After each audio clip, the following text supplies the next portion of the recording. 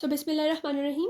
Welcome to Ordinary Days. In this video, we will talk about the histology as well as the anatomy of cheeks. But majorly, I will focus in the anatomy of cheeks in this video. Histology will be the next video. So, now what are cheeks? You can touch your cheeks. They are these fleshy flaps forming the side of the face. They are having a continuation on the medial side. Okay. So, you can see that if this is your nose, then this is your lips, then you have your cheeks on this region.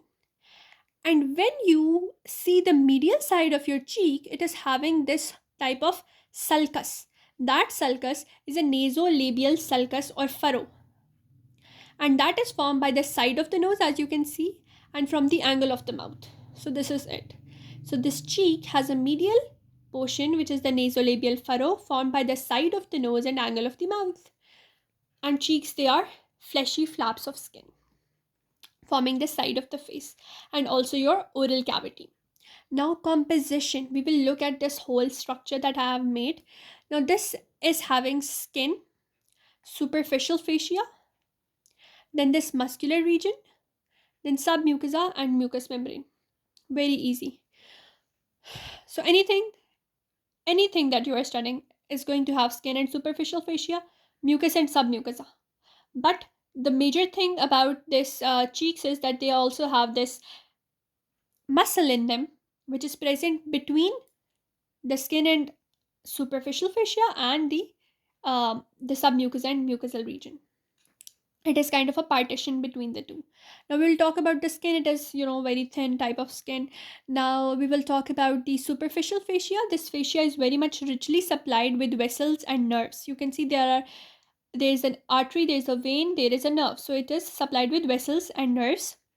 It is having muscles. It is having a parotid duct as well as mucous molar glands. First of all, we are done with that. Then we have the muscle. The muscle of the cheeks is going to be buccinator muscle, and that buccinator muscle also has this parotid gland. And a thin type of fascia is also surrounding this buccinator muscle, and that fascia is the buccopharyngeal fascia. Then we have submucosa. The submucosa has mucous buccal glands, and then we have your mucous membrane. So this was your whole anatomy of cheeks. It has skin, the superficial fascia. The superficial fascia has blood vessels, nerves. It has the mucous molar glands. It has parotid duct. It has certain muscles. And then there are muscles. There's a whole muscular region that is the buccinator muscle, and it's buccopharyngeal fascia, and there is parotid duct which is piercing it. Then you have the submucosa with mucous buccal glands, and then you have your mucous membrane.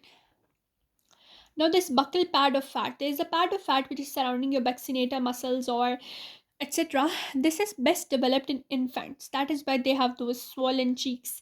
It lies on the buccinator muscle, partly deep to the masseter and partly in front of it.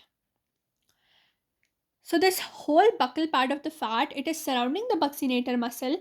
Sometimes it is lying deep to the masseter muscle, and sometimes or part of it, it is lying in front of the masseter muscle. And it is best developed in infants. That is why infants have those fluffy cheeks. Now we will talk about the lymphatic drainage. For example, consider this as your nasolabial furrow. That is your median side. And this as your ear, because your cheek is going to be extended between the nasolabial furrow and your ear. So this cheek is going to have two partitions. One side, that is the forming the lateral portion, it is going to drain into the preauricular, anterior to the ear, the preauricular lymph nodes, and the other one is going to drain into submandibular lymph nodes. So you can see PS, that is preauricular and submandibular lymph nodes. And the one that is between the nasolabial furrow and the middle of your cheek, that is going to drain into mandibular and buccal lymph nodes, or BM. Or you can write MBBS, MB. So, so the lymphatic drainage is like MBBS, but in this B you will replace it with P. So this M and B is for the mandibular and the buccal lymph nodes. This P is for the preauricular and the submandibular lymph nodes. This is a division going to be between them. These two PS, they will drain the outer lateral portion, whereas this MP, they will drain the medial portion, and medial portion is drained by buccal as well as mandibular lymph nodes. With that, we are done with the anatomy of the cheek. You can take a screenshot of this photo because it's very important. It will help you to remember whole cheek anatomy. In the next video, we will read with the histology of the cheek. If you like my videos, if you like my way of teaching, please like, share, and subscribe. And let's continue with the playlist, inshallah.